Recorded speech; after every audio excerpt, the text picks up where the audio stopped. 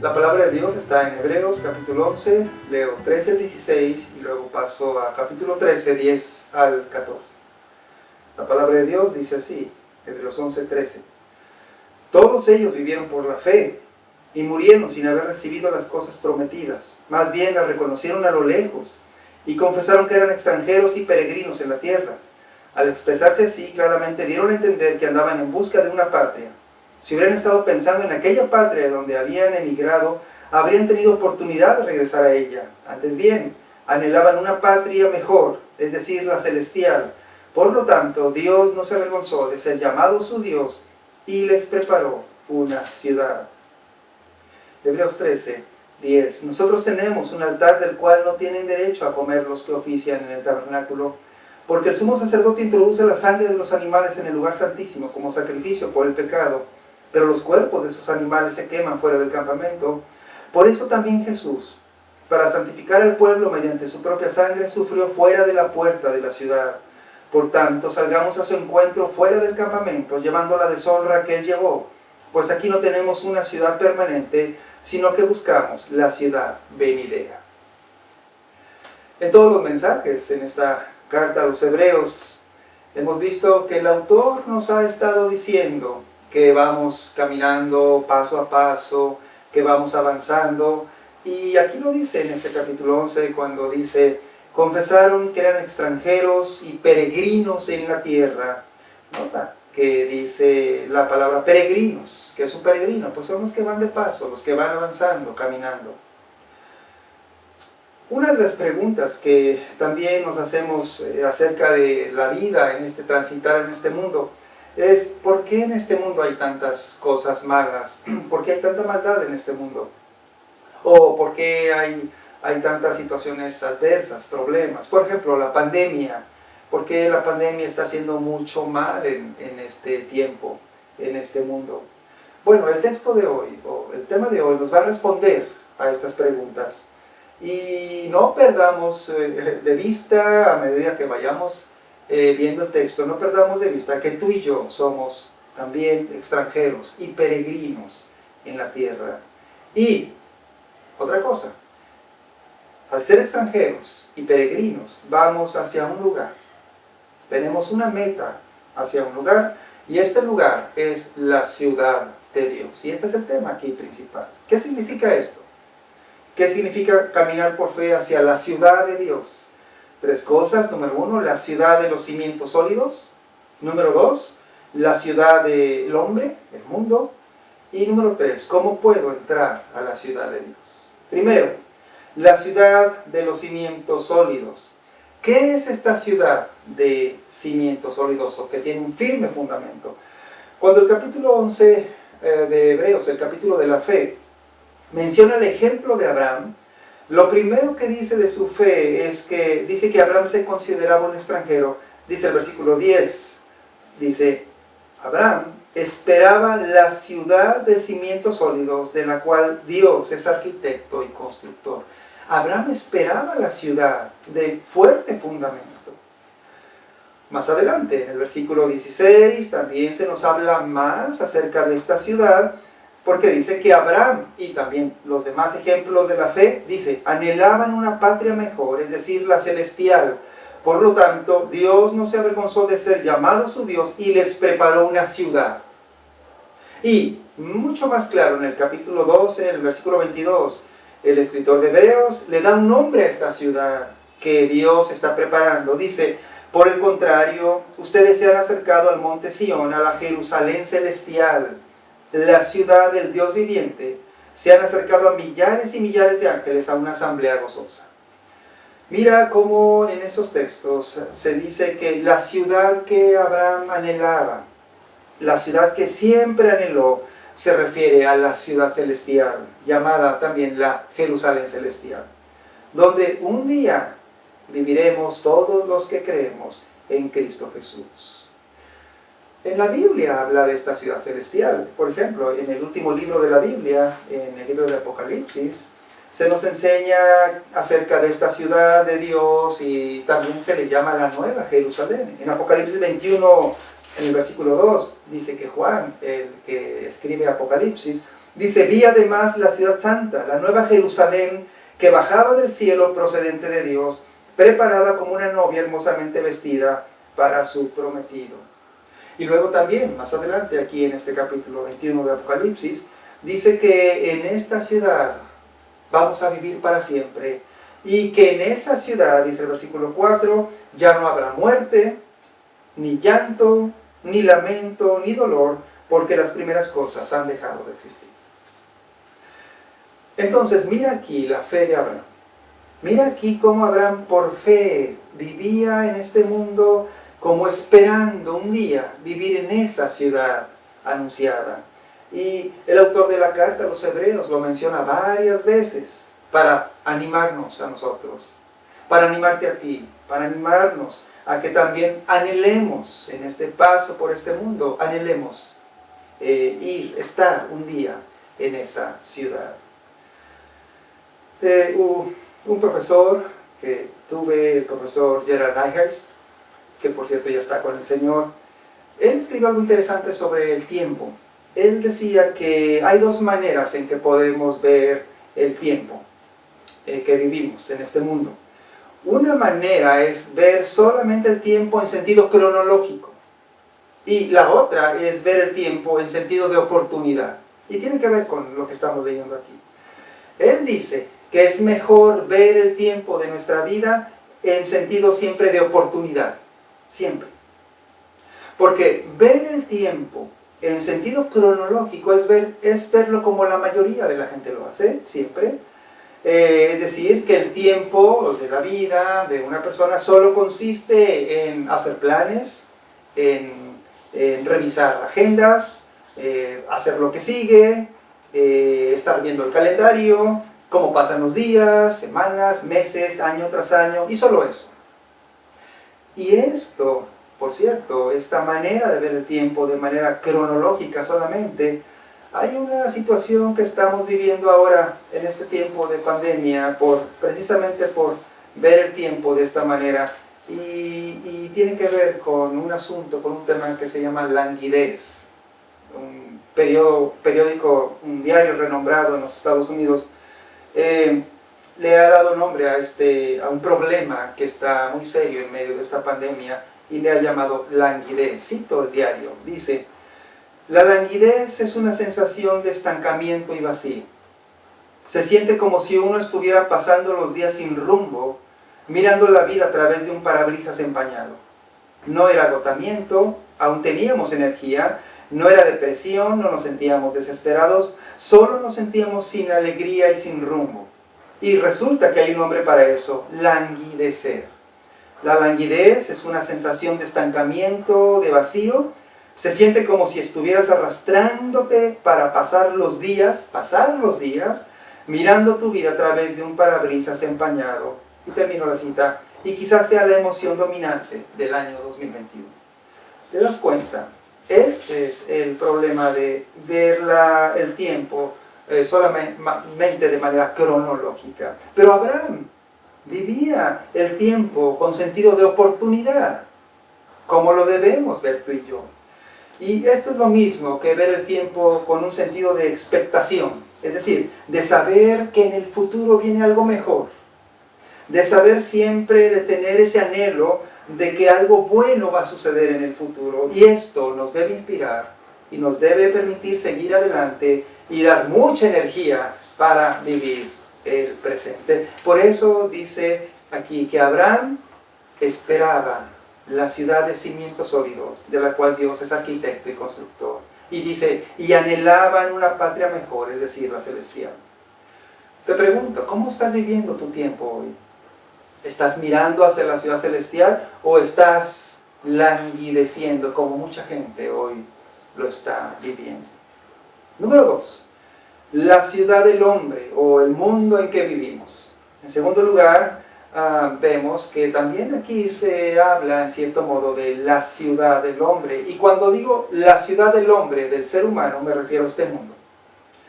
Es una realidad que ahora vivimos en la ciudad del hombre, es decir, en la ciudad construida por el hombre. Cuando aquí dice que todos estos hombres y mujeres de fe, dice confesaron que eran extranjeros y peregrinos en la tierra. Cuando dice eso, nos está diciendo que ellos no consideraron este mundo como su hogar, o no se aferraron a las cosas de este mundo, porque este mundo tiene muchos males, tiene muchos problemas. Ellos sabían que este mundo es temporal.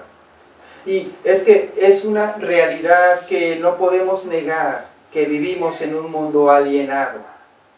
Y esto es lo que hace que los creyentes nos consideremos extranjeros, como dice aquí, y peregrinos en la tierra.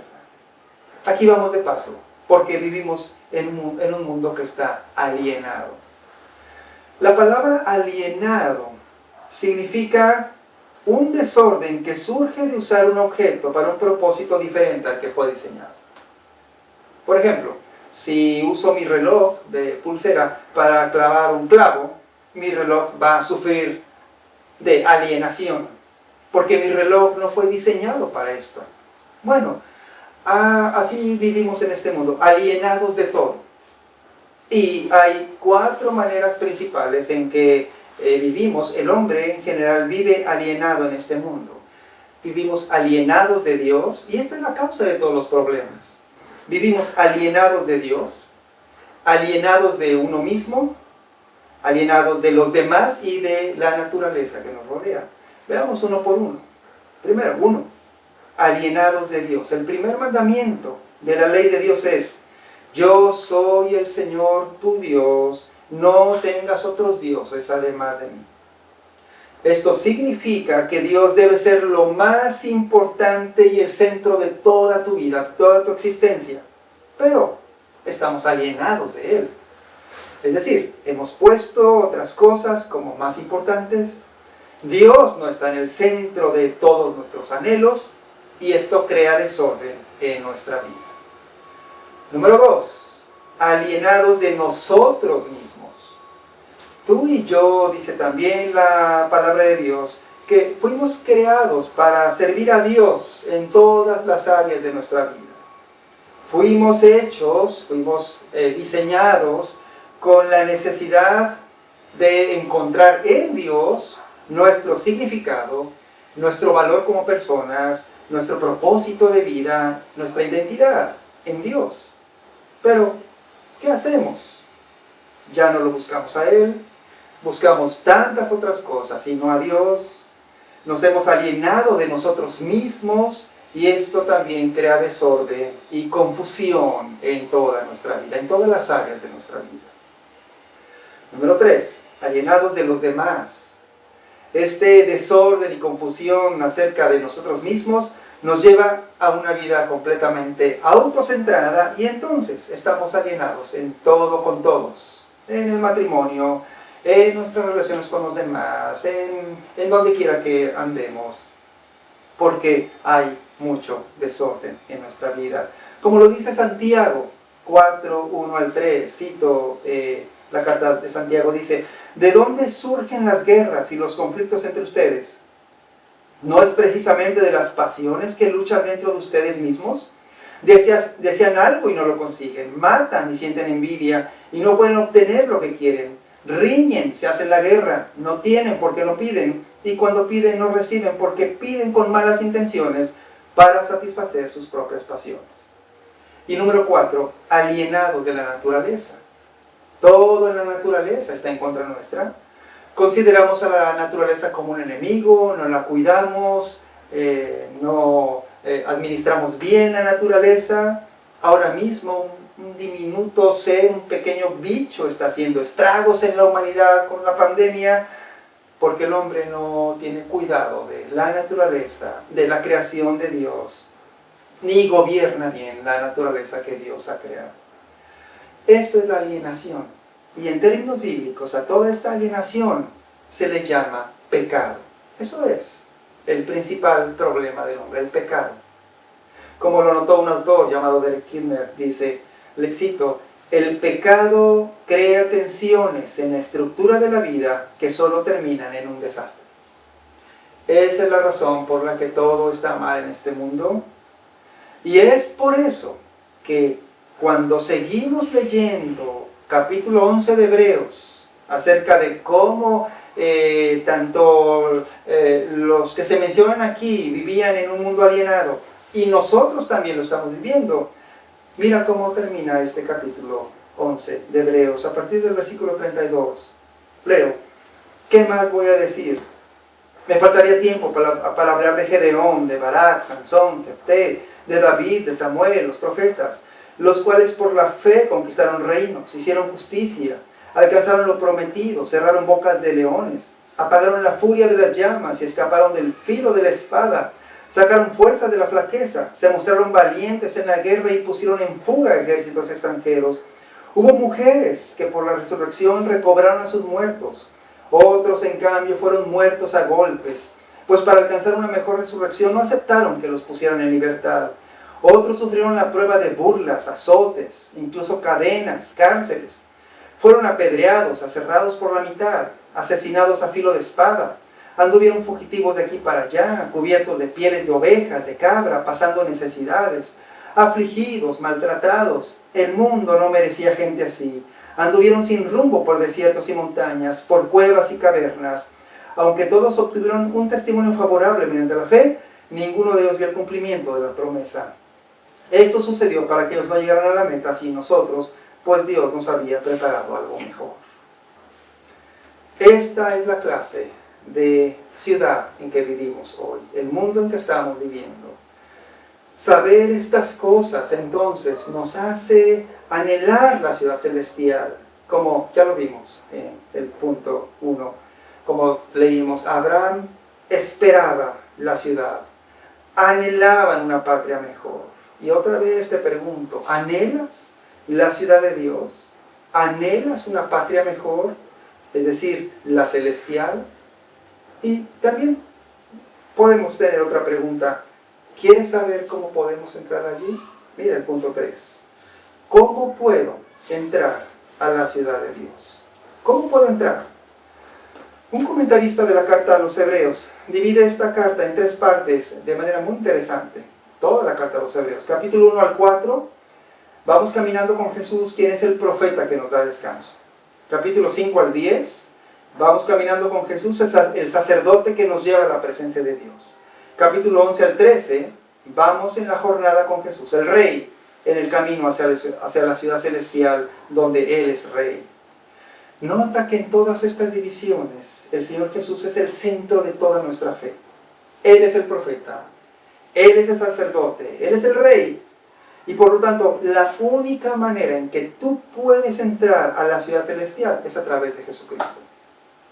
¿Cómo es esto? Bueno, al final en el capítulo 13 de Hebreos nos dice cómo es esto. Mira, piensa esto. El Evangelio, el mensaje del Evangelio en la Biblia, siempre nos dice que por nosotros nunca vamos a poder entrar a la ciudad celestial.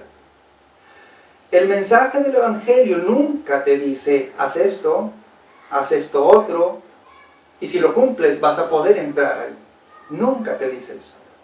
Tampoco el mensaje del Evangelio consiste en que debes seguir solo el ejemplo de Jesús para poder entrar a la ciudad celestial. No, sino que el mensaje del Evangelio te dice, haz esto otro, y tú solamente respondes, no puedo hacerlo. Y entonces, el anuncio del Evangelio es que otro, Jesús, tu Salvador, hace todo por ti, en tu lugar. Eso es el Evangelio. Y esto también lo podemos ver aquí en el capítulo 13, en el versículo número 12, cuando dice aquí, también Jesús, para santificar al pueblo mediante su propia sangre, sufrió fuera de la puerta de la ciudad. Nota que aquí dice que a Jesús no le fue permitido morir en la ciudad de Jerusalén, dentro de la ciudad, sino que dice Jesús sufrió fuera de la puerta de la ciudad. Es decir, Jesús fue expulsado de la ciudad de Jerusalén para morir fuera de la ciudad de Dios, de la ciudad de Jerusalén. Y aquí hay un fuerte simbolismo. En algún sentido, Jesús perdió la ciudad de Dios, Jerusalén, y fue sacado al monte Calvario, que estaba fuera de la ciudad, para morir en una cruz, lejos, de la ciudad. ¿Por qué pasó esto con Jesús? Para que tú y yo podamos entrar. En otras palabras, Jesús perdió su ciudad para que tú y yo podamos ser ciudadanos, ya no de la ciudad terrenal, de la Jerusalén terrenal, sino de la Jerusalén celestial, la ciudad de Dios. Y solo de esta manera, unidos a Jesús por la fe, puedes entrar a la futura ciudad celestial. Por eso, la pregunta final y más importante es: ¿has puesto ya tu fe en Jesús? ¿Has puesto ya tu confianza en que el Señor Jesús murió en una cruz por ti? Termino con una historia. Voy a citar un libro llamado El progreso del peregrino, que por cierto, el progreso del peregrino está basado en Hebreos 11:13, cuando dice que todos eran extranjeros y peregrinos en la tierra. Este libro trata acerca de un hombre llamado Cristiano, que emprende este camino de la fe en Dios. Y cuando estaba a punto de comenzar este hombre cristiano su jornada, hizo un diálogo, este diálogo que voy a citar, con su consejero llamado Evangelista. Y el diálogo está así: Cristiano, ¿por dónde empiezo? Evangelista: ¿ves la puerta estrecha por allá? Cristiano: ah, la veo. Evangelista: ¿dónde está la luz? Cristiano: oh sí, la veo, bien. Evangelista: bueno, por ahí es la entrada. Después sigue el camino hasta llegar a la cruz. Esto te llevará a la ciudad celestial. Cristiano: ¿a la ciudad celestial? Evangelista: es donde vive el rey. Cristiano: oh, ¿y cuánto tiempo me tomará llegar allá? Evangelista: bueno, pues el resto de tu vida. Vamos a hacer una oración. Señor, te damos gracias por Jesucristo, quien sufrió y murió en nuestro lugar. Él fue sacado fuera de la ciudad de Jerusalén, la terrenal, Señor, para que nosotros podamos entrar a la Jerusalén celestial. Que esto sea nuestra fe, que esto nos anime, nos fortalezca y que en este mundo, Señor, vivamos como extranjeros y peregrinos en camino hacia la ciudad celestial que tú nos has prometido. Lo creemos, Señor. Gracias te damos por esta esperanza que nos das. En el nombre de Jesucristo, nuestro Salvador, te lo pedimos. Amén.